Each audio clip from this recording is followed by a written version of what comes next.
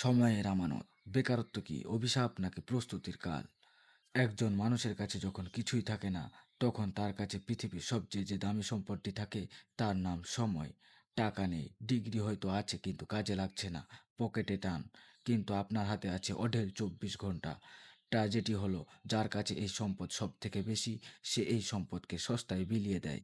আপনি হয়তো ভাবছেন, এখনও তো বয়স আছে, সময় তো আছে, কাল থেকে সিরিয়াস হব।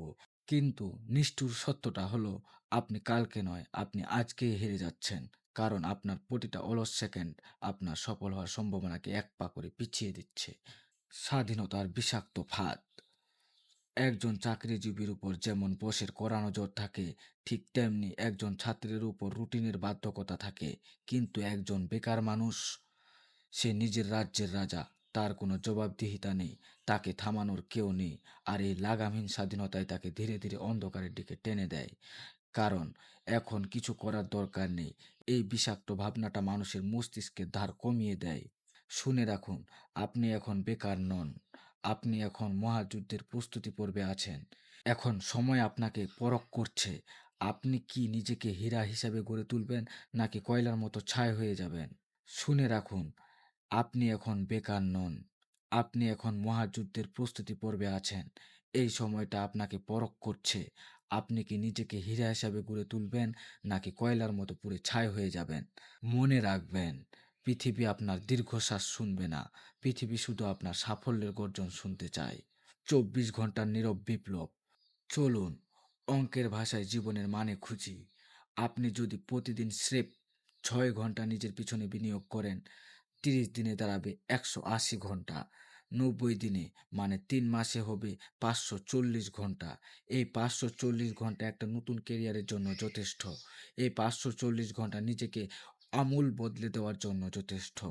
কিন্তু আপনি যদি এই সময়টাকে স্রেফ ফেসবুকে নিউজ ফিড স্ক্রল করে কিংবা অন্যের জীবন দেখে দীর্ঘশ্বাস ফেলে কাটিয়ে দেন, তবে জেনে রাখুন, আপনি শুধু নিজেকে হারাচ্ছেন না, আপনি আপনার ভবিষ্যৎটাকে নিজের হাতে বলি দিচ্ছেন।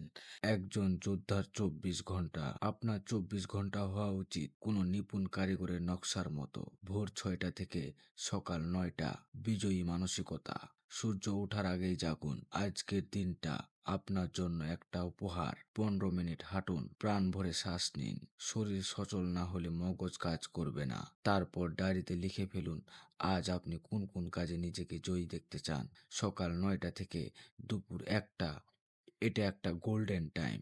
এটি আপনার উপার্জনের ভিত্তি করার সময়। ফোন সাইলেন্ট রাখুন, দুনিয়া থেকে বিচ্ছিন্ন হন। Video editing, graphic design, programming কিংবা কোনো বিশেষ স্কিল, যাই হোক, তাতে ডুব দিন। মনে রাখবেন, 10-এর লাঠি, একজনের বোঝা। সব শিখতে গিয়ে কিছুই না শেখার চেয়ে একটি কাজে শ্রেষ্ঠ হওয়া অনেক বেশি দামি। দুপুর 1টা থেকে 5টা, প্রয়োগ ও পর্যবেক্ষণ। শুধু জ্ঞান অর্জন করলে পেট ভরবে না, যা শিখেছেন তা দিয়ে কাজ শুরু করুন। স্যাম্পল তৈরি করুন, প্রজেক্টে হাত দিন, সিভি রিচার্জ করুন। কারণ শেখা আপনাকে স্বপ্ন দেখায়, কিন্তু কাজ আপনাকে গন্তব্যে পৌঁছে দেয়।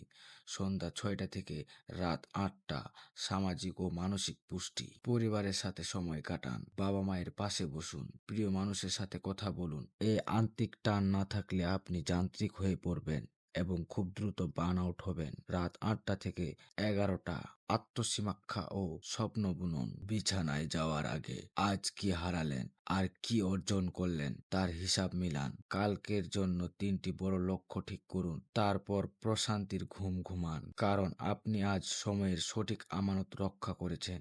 শেষ সাবধানবাণী, চোরাবালি এড়িয়ে চলুন।